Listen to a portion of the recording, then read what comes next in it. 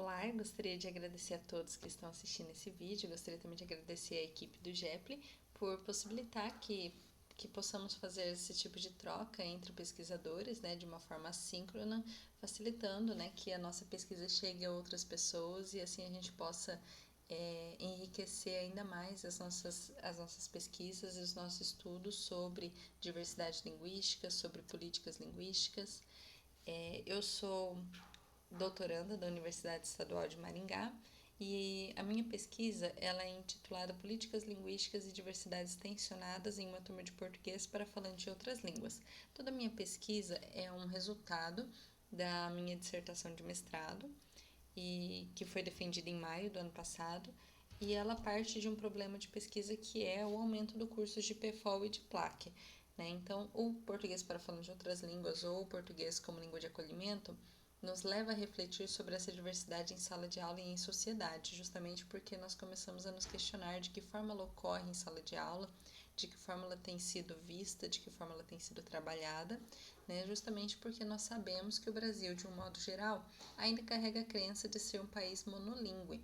Né? Claro que essa ideia de monolinguismo que percorre o Brasil tem muito a ver com políticas linguísticas, com a própria política interna do Brasil, mas também é um resultado de um conceito de língua.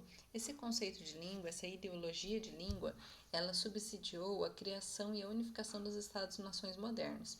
Então, com um período de delimitação geográfica, política e geográfica dos Estados-nações, foi preciso conceber um grupo de pessoas que pertencessem àquele Estado-nação.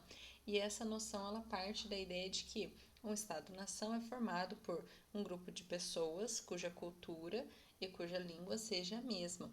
Mas aí a gente começa a entender que não é bem assim, né? Justamente porque nós sabemos que no Brasil diversas línguas são faladas, não só o português, e quando nós tratamos de português também somos levados a questionar que português é esse, né, qual a variedade, porque são tantas formas, são tantas possibilidades de uso da língua, e nós sabemos que, na verdade, essa noção de monolinguismo ela acaba sendo falha.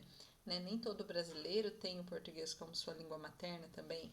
Então aí a gente começa a cair nesse conceito de língua como um sistema. Né? Então a ideologia de língua coloca a língua como um sistema que é acessado pelos falantes através do estudo da gramática. Né? Então a gente precisa romper com essas noções quando a gente trata do PFOL e do PLAC especialmente. Né? Essa ideologia ela tem sido difundida muito nos discursos, nas práticas letradas dos professores, mas também nos discursos dos falantes nas instituições de ensino brasileiras. A questão da diversidade linguística muitas vezes serve a interesses capitalistas. Então, ora elas são louvadas, ora elas são colocadas como fronteiras para certos grupos sociais e seus falantes. E isso vai depender muito da origem das pessoas, das línguas que elas falam, do prestígio que essa língua tem dentro de uma sociedade. Né? Pensando no caso dos migrantes no Brasil, nós sabemos que, embora os seus repertórios linguísticos sejam multifacetados, de acordo com a nomenclatura de Bloomert e Backus, eles se veem obrigados a aprender o português. Então, de certa forma, não estamos tratando de línguas ou de imigrantes cuja origem sejam de prestígio. Normalmente, tratam-se de imigrantes que têm línguas consideradas minoritárias e que de alguma forma não servem tanto ao interesse capitalista e por isso são colocados à margem. Esses estudantes, eles acabam co-construindo as ideologias de linguagem. Quais são essas ideologias? Ideologias de língua, então aquela que eu mencionei a vocês, né? Língua numa concepção de sistema, numa concepção de gramática, em que ela tem uma regra e nós acessamos ela. Quando nos interessa, nós a acessamos, né? E buscamos fazer isso de forma adequada, de forma a manter a pureza linguística. Tudo isso são ideologias que nós vamos trabalhando e nós vamos ouvindo em discursos escolares e muitas vezes repercutindo ao longo da vida. A co-construção de ideologias resulta em tensionamento entre a diversidade que os estudantes de PFOL, que é o português para falantes de outras línguas, representam, e as ideologias que eles mesmos retomam.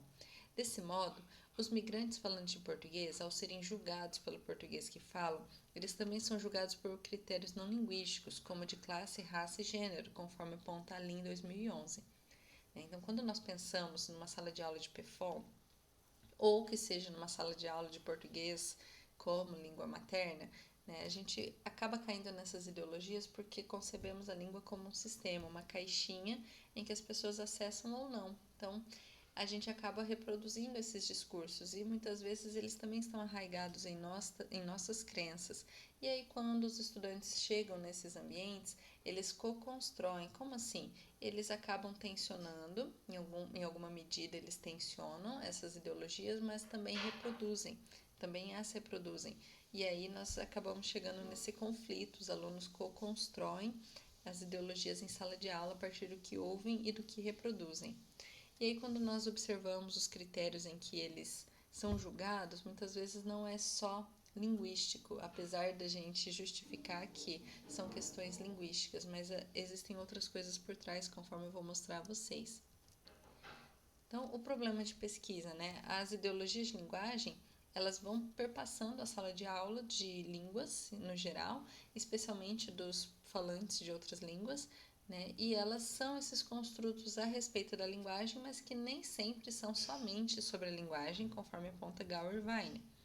E a linguagem acaba sendo, então, esse terreno de negociações e disputas constantes, e os falantes vão se virando como podem para assumir ou não a agentividade dentro desses contextos.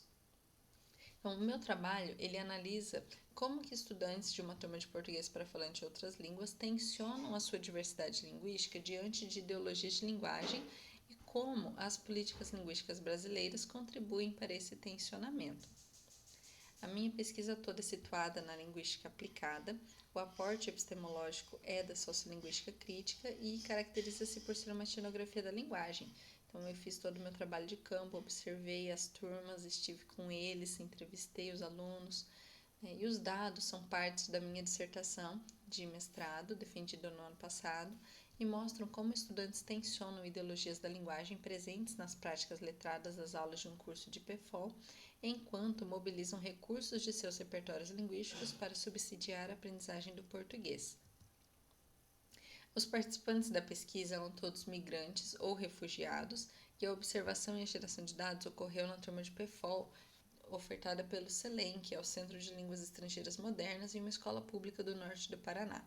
Os dados são equivalentes ao terceiro capítulo de análise da minha dissertação.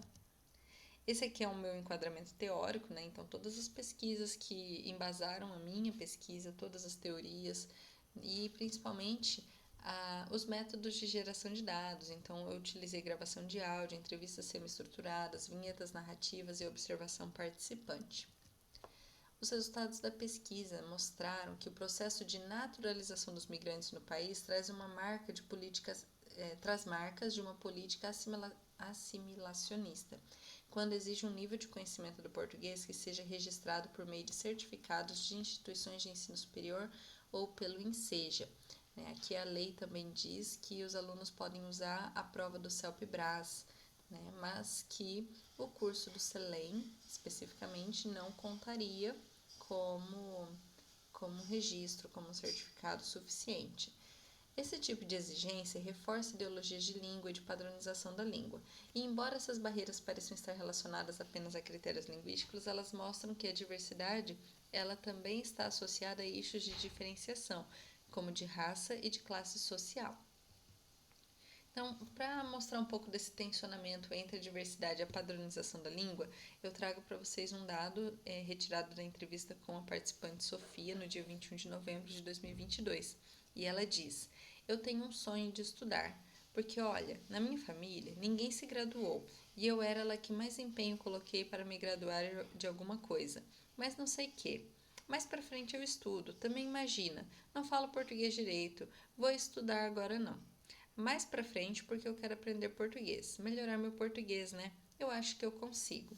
Nós podemos ver a partir da fala de Sofia que ela sabe contar o que aconteceu, o que ela gostaria, ela argumenta em favor do seu ponto de vista e é tranquilo, é possível compreendê-la, então ela faz uso da linguagem de uma forma tranquila, com todo o seu repertório linguístico. Acontece que Dentro do seu discurso, nós percebemos que a aquisição do português é essencial para ela para dar continuidade aos estudos, pois mesmo que compreenda e se comunique bem, ela vê necessidade de dominar, com muitas aspas, né, dominar o português. E esse domínio do português, ele mostra um pouco dessa questão da ideologia de língua, de uma língua sistema, de uma língua que pode ser acessada, conectada e desconectada a qualquer momento da fala, do dia a dia dos falantes, e que pode ser dominada no sentido de uma adequação, no sentido de uma pureza, né? Você tem que ter domínio através do estudo. Além disso, o próprio sistema garante que Sofia fique estagnada, impedindo qualquer atividade que ela tente fazer sem que antes ela apresente uma certificação de que possui conhecimento do português. Então, ela sabe se comunicar, ela entende, ela conversa, ela argumenta, mas o próprio sistema vai garantir que, enquanto ela não apresentar esse certificado, ela não vai passar desse nível de estudo que ela tem direito a ter. Então, unido à própria exigência do país, há também um desejo dos estudantes pelo ensino de regras e pela busca do falar perfeito, pois muitos acreditam que isso seja necessário para a avaliação que precisam fazer. Não só isso, mas também a ideia de reproduzir ideologias de linguagem. Então, é comum que muitos falantes, não só os migrantes, acreditem que é através do ensino de regras que nós vamos dominar esse sistema linguístico. E muitas vezes isso faz com que essas ideologias sejam co-construídas, né, e acaba indo de encontro com uma demanda do país para que esses conhecimentos sejam validados por meio de uma prova, né? E isso vai revelando essa tensão entre a certificação que valida os seus conhecimentos e aquilo que de fato sabem e são capazes de fazer a partir de seus repertórios linguísticos. A Anunciação 2018 mostra como algumas políticas linguísticas para migração e refúgio pautadas em ideologias homogeneizantes podem reforçar práticas assimilacionistas e de silenciamento de agências, apesar de serem justificadas por pressupostos liberais de inclusão e de igualdade. Aqui, um dos dados que a própria Sofia traz também mostra como que essas ideologias de linguagem trabalham na construção de uma identidade desses migrantes. Ela diz: deixa eu te contar, meu sobrinho, acho que tem 4 anos aqui, e olha que ganhou um negócio ali na escola que até as professoras choraram porque ele é migrante. Sua primeira língua é o espanhol e ele é tão esforçado e é um dos melhores da escola. Eles vão fazer um reconhecimento para ele amanhã. Ele é muito esforçado e as professoras ficam muito orgulhosas dele, porque embora ele tenha aquela limitação, sabe? Você pequena, aprender outra língua de zero, e ele se esforçou tanto que ganhou. Aqui, é claro, as professoras, a escola tem uma atitude de boa vontade em relação ao sobrinho da Sofia. A gente não pode negar isso. A questão é, dentro do discurso da Sofia fica muito evidente o fato do sobrinho ser esforçado e de que as professoras choraram porque ele é imigrante, né? Isso mostra que os professores e a escola também têm uma crença de que alunos migrantes teriam dificuldades na aprendizagem do português. E aí surge um embate, né? Há uma necessidade de acolher esses alunos, há uma necessidade de fazer eles sentirem-se acolhidos, mas a gente tem que tomar muito cuidado para que isso não coloque esses alunos em caixinhas também, né? Então, marque uma identidade deles a partir da origem deles ou da língua que eles falam. A presença dessas ideologias e a dificuldade em rompê-las mostram como os certificados e os diplomas são um arame farpado que contribui para a manutenção da segregação social desses estudantes da turma do PFOL. Então, quando a gente vai para esse contexto da sala de aula que eu observei do PFOL, a gente percebe que esses diplomas, eles acabam sendo delimitadores dos alunos, eles estão ali para aprender a se comunicar, mas sem o diploma não é o suficiente, eles podem estudar o tanto que for, mas isso não vai permitir que eles tenham acesso a outro tipo de estudo ou algumas outras demandas, como a naturalização, né? Porque sem o diploma, eles estariam sempre cercados, limitados a um determinado contexto. Então, é o aspecto burocrático somado às exigências de certificados e diplomas que geram essas segregações. As discussões mostram processos de segregação através da linguagem que posicionam sujeitos em lugares específicos dentro da hierarquia social. A Anunciação 2018 aponta que, ao desconsiderar essas identidades linguísticas múltiplas, hibridizadas e fluidas, validam-se políticas e práticas de ensino assimilacionistas normatizadoras, a partir dos padrões dominantes e homogeneizantes que regulam os espaços de enunciação, transformando, portanto, essas identidades linguísticas em identidades linguísticas minoritarizadas. E aí ela reforça, né, a importância de nos perguntarmos o que ocorre quando se reduz um indivíduo, ou seja, quem, a uma categoria, que, índio, negro, migrante e refugiado. Essa concepção abstrata do outro, baseada em senso comum, generalizações e estereótipos, é extremamente perigosa. Então, quando nós voltamos ao exemplo do sobrinho de Sofia, nós nos deparamos com uma situação como essa. Não é mais um aluno, não é mais um indivíduo, é um imigrante que está se superando. Então, nós temos que tomar esse cuidado para que a gente não crie estereótipos e para que a gente também não crie uma categoria do outro, né? Eu em comparação ao outro, ou nós em relação aos outros. Né? Essa questão da identidade ela acaba ficando muito marcada quando nós colocamos ideologias de linguagem como um parâmetro, ou quando nós tomamos a origem ou a língua de eu falante como parâmetro para alguma coisa. Práticas como as vivenciadas por Sofia são motivos para buscar a assimilação da cultura e a língua do país acolhedor. Logo, vão se transformando em requisito para a sobrevivência na nova sociedade. As pessoas então são reduzidas às noções limitadas de pertencimento e surgem diferenciações sobre mim e o outro, repetindo discursos que revelam o funcionamento de uma sociedade essencialmente racista. Um racismo atualizado pelo capitalismo recente que mantém os mesmos grupos à margem, vítimas do sistema capitalista e dos efeitos do colonialismo contemporâneo. Discutindo então um pouco dessas políticas assimilacionistas brasileiras, o que se pode dizer a respeito das demandas governamentais no que tangem a aprendizagem do PLA, que é o português como língua adicional, como requisito à obtenção da naturalização é que, recorrentemente, é uma política assimilacionista que reforça a distinção entre os migrantes e outros grupos étnico-linguísticos. Nesse sentido, Salles Júnior 2006 vai apontar para um perigo em relação ao termo acolhedor. Né? Há que se tomar cuidado porque o termo acolhedor muitas vezes nos leva a acreditar que o Brasil, por exemplo, é um país cordial e é um país com pessoas que recebem muito bem os outros. E aí a gente mascara algumas situações de racismo ou de marginalização a partir dessa ideologia de país, desse mito de um país cordial. Então, referir-se ao país de destino desses imigrantes ou da língua adicional que eles estão aprendendo como uma língua de acolhimento ou como um país acolhedor, né, coloca a gente numa situação de, às vezes, mascarar ou silenciar algumas questões de assimilação cultural, assimilação linguística ou de marginalização. Essa é uma das críticas do Salles Júnior em relação ao termo acolhedor. Então ele diz: entendemos que o PLA deve ajudar os alunos migrantes a assumirem a agentividade nas práticas por meio do português. Entretanto, não se pode desconsiderar suas identidades linguísticas múltiplas sob o risco de incorrer em um racismo institucional, no apagamento e silenciamento de partes de seus repertórios linguísticos e na racionalização e marginalização dos seus falantes. A Anunciação 2018 explica o perigo desses discursos assimilacionistas, pois defendem que, para que tenham acesso à saúde, educação ou trabalho legalizado, recém-chegados devem conhecer e praticar a cultura e a língua do país receptor, adequando seus comportamentos, corpos e linguagem.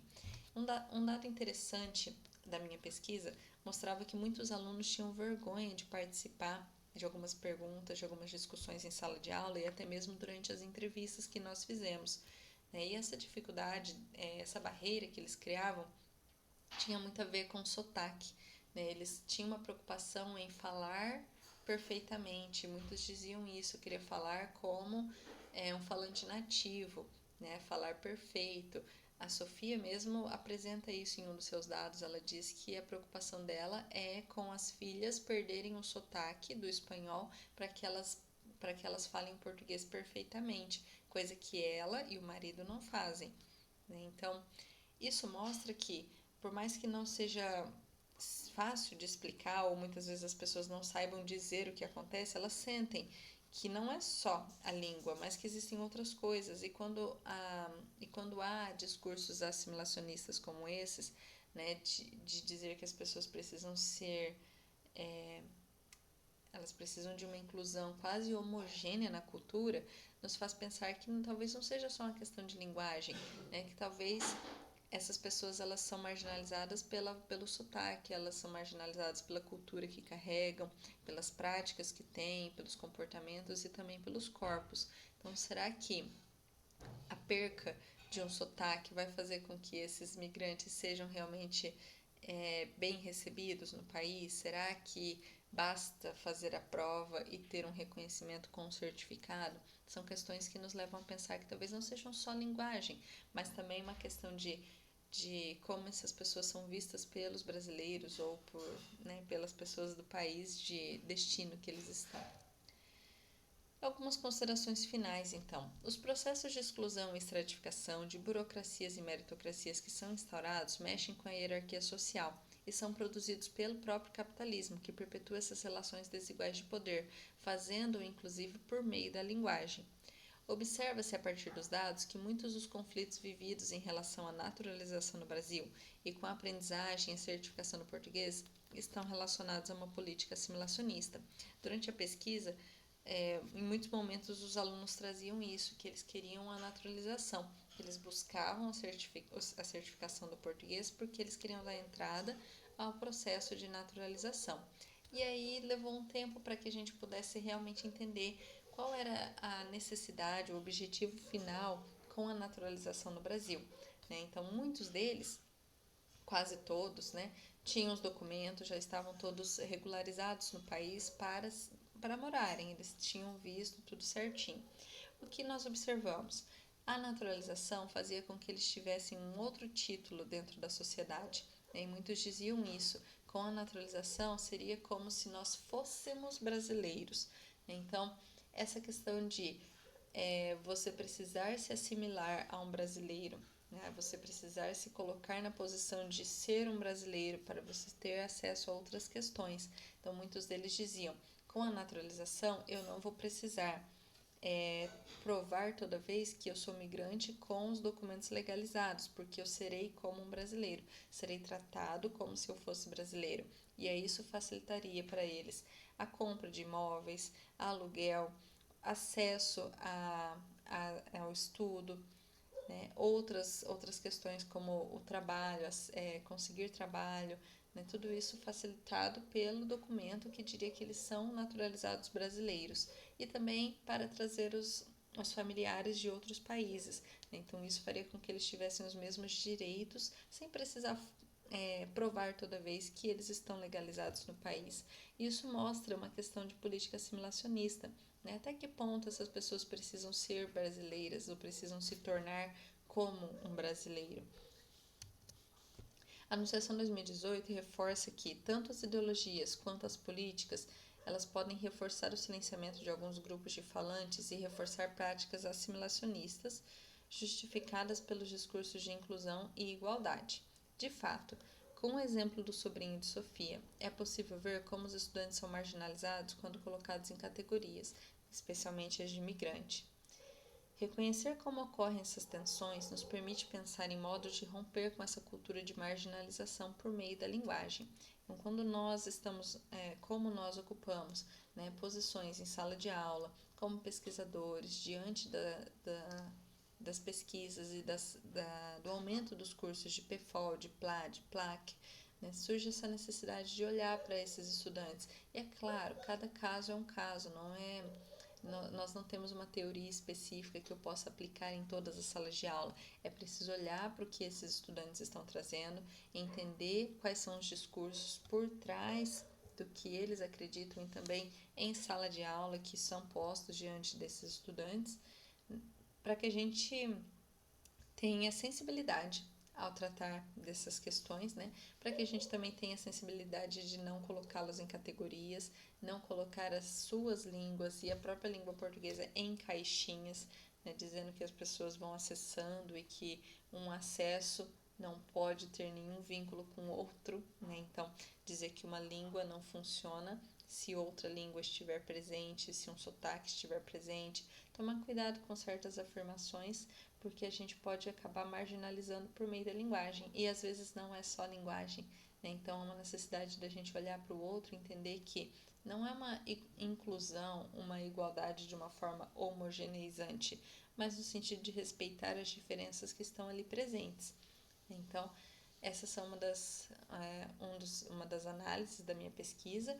É claro que ainda tem muita coisa para ser dita sobre isso, né? A questão das políticas linguísticas não foi exatamente o foco da minha pesquisa, mas foi uma das coisas que os próprios estudantes traziam, a questão das leis, a questão da certificação, e isso nos colocou diante de uma necessidade de discutir um pouco esse silenciamento, essa política assimilacionista por meio da demanda dos certificados, né? Então, eu me coloco à disposição se vocês quiserem entrar em contato, discutir alguma coisa, sugerir alguma coisa ou simplesmente trocar algumas ideias, algumas pesquisas. Aqui está meu e-mail. Essas são as minhas referências, algumas das minhas referências, e o meu muito obrigada.